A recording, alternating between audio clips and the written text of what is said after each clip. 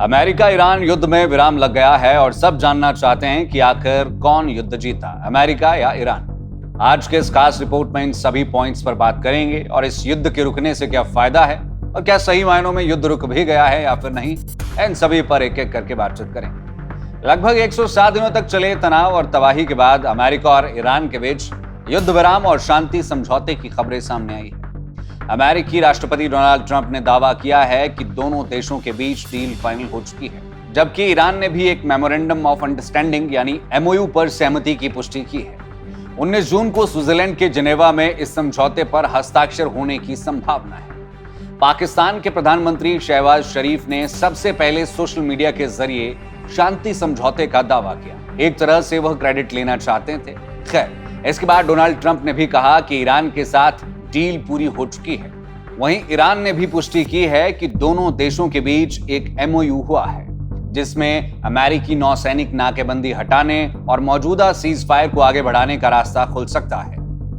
हालांकि विशेषज्ञों का मानना है कि इसे अभी जंग का अंत नहीं कहा जा सकता। ट्रंप ने खुद संकेत दिए हैं कि ईरान के परमाणु कार्यक्रम पर अंतिम सहमति अभी बाकी है। दूसरी ओर इजरायल ने लेबनान में अपनी सैन्य कार्रवाई जारी रखी है और अमेरिकी ईरान समझौते को लेकर नाराजगी भी जताई है। ईरान ने भी साफ किया है कि समझौते को कायम रखने के लिए अमेरिका को नाकेबंदी हटानी होगी, सैन्य कार्रवाई रोकनी होगी और ईरान के फ्रीज किए गए फंड जारी करने होंगे। इस समझौते के पीछे किसकी सबसे बड़ी भूमिका रही, इस पर भी चर्चा तेज है। शुरुआती दौर में पाकिस्तान ने मध्यस्थता की कोशिश की, लेकिन अंतिम चरण में कतर की भूमिका निर्णायक मानी जा रही है।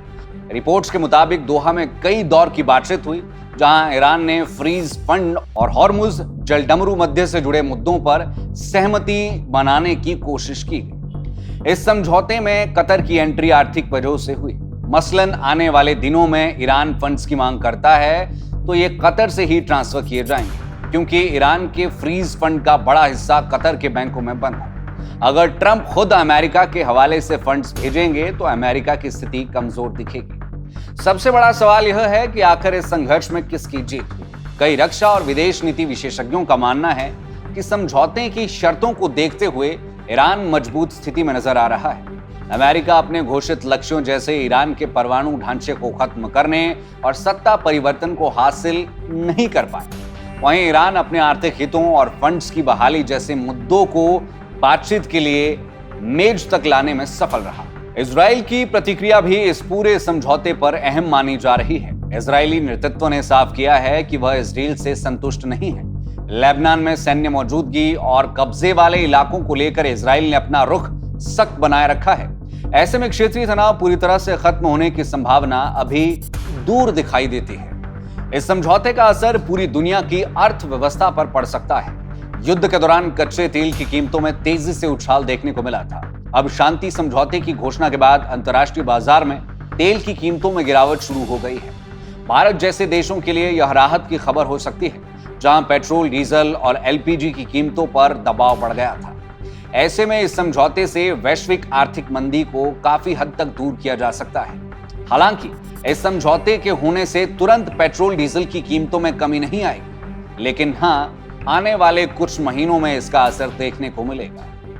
इस समझौते के सामने कई चुनौतियां भी है। इजराइल की संभावित सैन्य कार्रवाई, ईरान के परमाणु कार्यक्रम पर मतभेद और ईरान के भीतर कट्टरपंथी गुटों का विरोध, ये सभी ऐसे कारक है जो इस डील को कमजोर कर सकते हैं। अब ऐसे में अगले 60 दिन इस समझौते की सफलता या विफलता तय करने में बेहद महत्वपूर्ण ये दिन माने जा रहे हैं।